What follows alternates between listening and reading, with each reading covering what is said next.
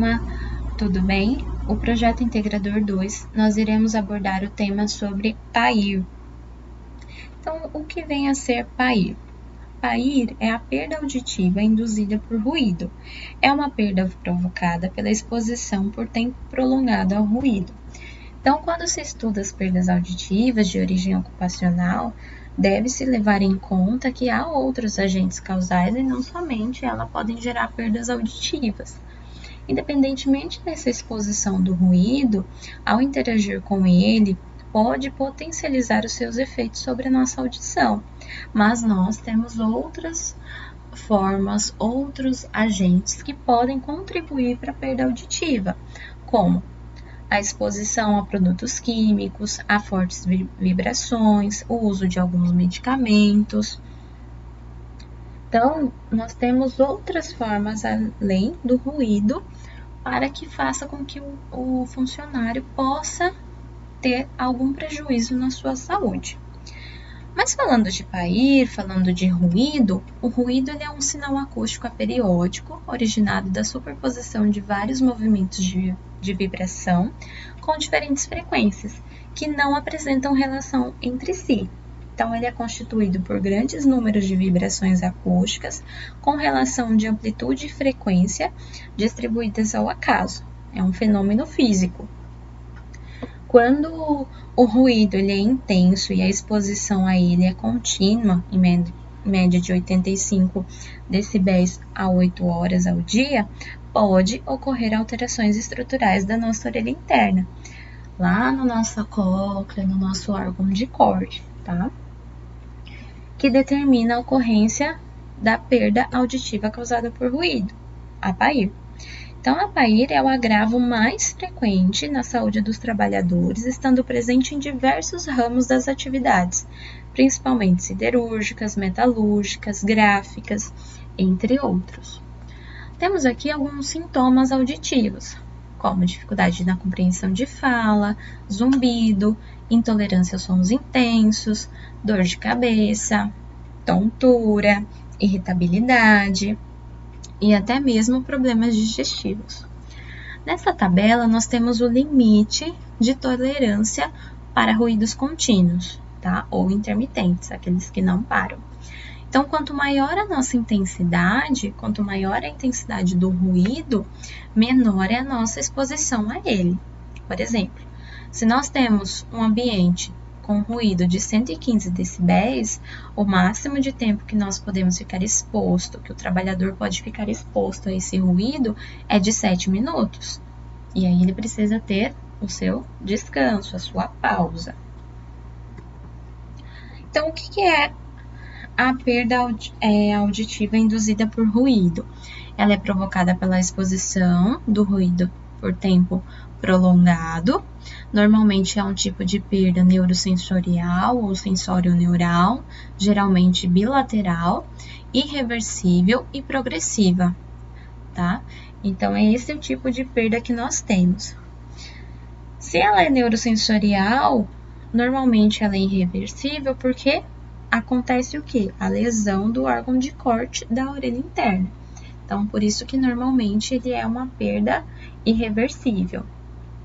Temos uma configuração, na maioria das vezes, de entalhe, né? Então, nós temos frequências graves boas, a queda numa frequência específica, normalmente é 3 ou 4, e a IMA recupera na seguinte, tá? Então, normalmente, nós temos uma queda maior nas frequências agudas. Para que serve, né, os protocolos que são utilizados nas empresas e para que fazer a avaliação desses funcionários? Para prevenir, promover saúde, ter um diagnóstico diferencial, fazer o tratamento desse trabalhador e a reabilitação dele, tá?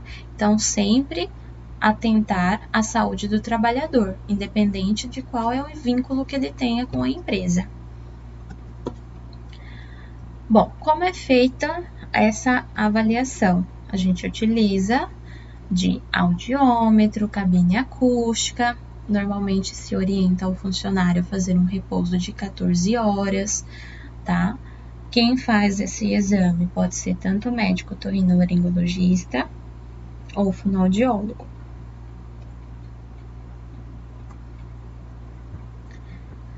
Bom, por ser geralmente bilateral, com padrões similares, em algumas situações observa-se diferença entre graus de perdas, tá? Entre as orelhas.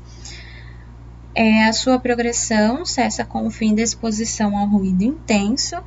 A presença de pair não torna a orelha mais sensível ao ruído. À medida que aumenta o limiar, a progressão de perda se dá de forma mais lenta.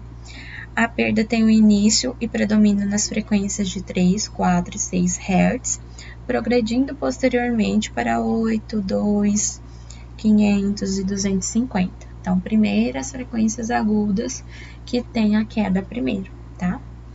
Então, precisamos saber também do diagnóstico diferencial. Então, o que é trauma acústico, o que é pair? São coisas distintas, tá? O trauma acústico é a exposição ao ruído de forma súbita e muito intensa, que pode ocorrer traumas, lesando temporariamente ou definitivamente diversas estruturas do ouvido.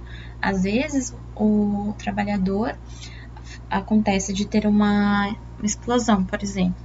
Às vezes ele perde até o tímpano, né? Então, não é só a orelha interna que é lesionada, mas até a orelha média pode ter lesão dependendo do trauma acústico, certo? E a mudança temporária de limiar, ela pode ocorrer repentinamente após a exposição de altos níveis de ruído, numa situação a qual a maioria das pessoas experimenta uma redução auditiva, mas depois ela volta ao normal. Então, precisamos saber a diferença de trauma acústico, mudança transitória de limiar e pair. Então, pair é aquela que é causada, perda auditiva por tempo prolongado de ruído. O trauma acústico, o próprio nome já diz, é algo repentino e potente. E a mudança transitória de limiar pode ser até mesmo um trabalhador que está lá várias horas de serviço e aí ele fica com aquele som mais abafado e pode estar experimentando essa redução auditiva por conta disso. Mas logo em seguida, depois de um tempo, a audição volta ao que era normal. Agora vamos falar um pouquinho sobre o Programa de Conservação Auditiva, tá? O PCA. O PCA deve dispor de componentes como mínimas e necessárias para o gerenciamento de efetivos riscos, de modo que podemos evitar o desencadeamento e o agravamento das perdas auditivas ocupacionais.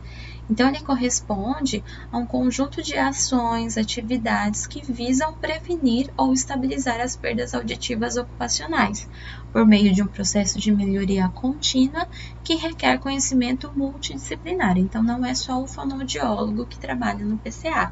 Temos médicos, enfermeiros, porque vai cuidar da vida desse funcionário como um todo. Então, nós temos aqui algumas normas regulamentadoras, tá? Então, é a NR7, NR9 e a NR36, que são algumas dessas normas que o PCA precisa ter, tá? Então, a NR9 é o Programa de Conservação de Riscos Ambientais, dentro delas tem as PPRA. Temos a norma regulamentadora NR7, que é o Programa de Controle Médico de Saúde Ocupacional, e a 36, que é Segurança e Saúde do Trabalho em Empresas, tá? Então, nós temos essas normas a serem seguidas. Vou mandar para vocês e deixar disposto todas essas normas e algumas outras mais que a gente pode estar usando dentro do nosso PCA, tá? Dentro das empresas. Então, qual é o objetivo e estrutura do PCA? Melhora a qualidade de vida do trabalhador, identifica se os empregados têm alguma patologia de orelha média interna, diagnosticar precocemente os casos de perda auditiva, fazer adequação das empresas diante das exigências legais e a redução de custos com reclamações trabalhistas, né? Então, O objetivo do PCA é isso, tanto cuidar da vida, da saúde desse trabalhador, como também facilitar as coisas para a empresa.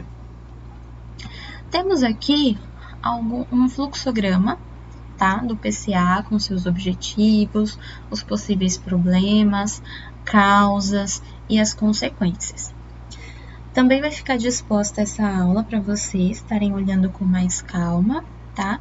E qualquer dúvida a gente vai tirando durante os nossos encontros online, certo? Muito obrigada e até mais.